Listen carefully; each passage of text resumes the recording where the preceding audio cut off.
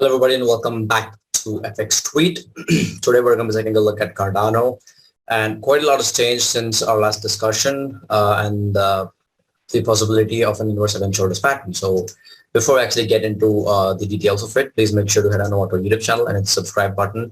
And if you want to stay updated to the hardest trends in the cryptocurrency market, please make sure to subscribe. Please make sure to click on the bell icon. Right. And you can also follow us on Twitter at FXS Crypto and myself at Monday4 with the 0 at the end.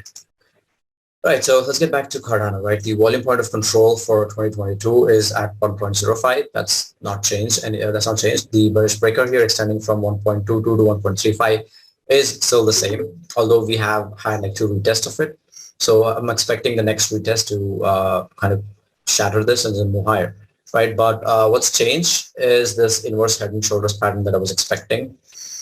As you can see here, the price has moved way lower than this left shoulder. So I am less inclined to believe that this is an inverse head and shoulders pattern. So based on that, let's take a look at this range here, right? Cardano kind of stabilized around 0.77 and then rallied to 1.24. This was a good 60% upswing.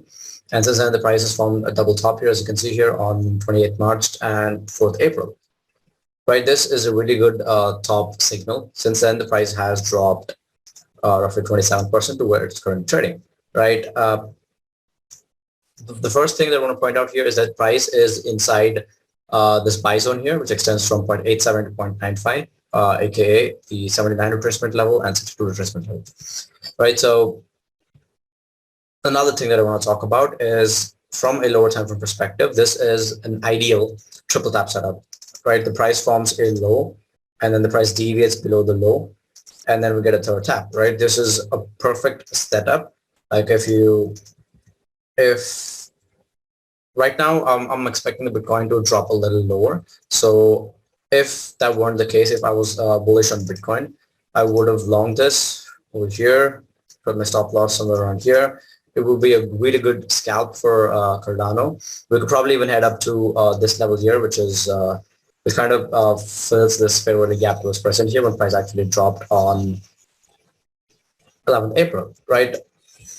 This is a really good scalp that I'm actually paying close attention to.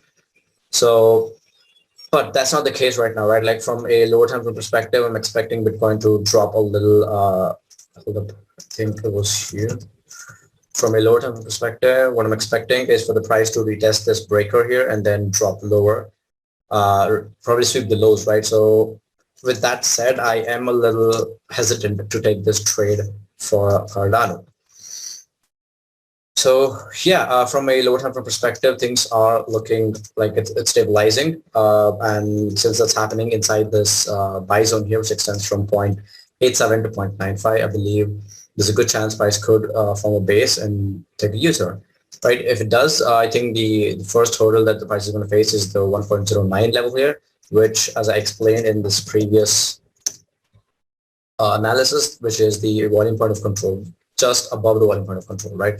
So I am not a lot, like I'm not bullish on Cardano, like I wouldn't trade this coin. So yeah, I think I'm just going to stay away from it, at least until Bitcoin kind of resolves, forms a base and gives me a signal that it's going to go higher, right? In that case, yes, I would long Cardano to fill this until it fills a fair value gap here. So yeah, that is pretty much my take on Cardano from a short to mid-term outlook. If you enjoyed this session, please make sure to like, comment, and subscribe.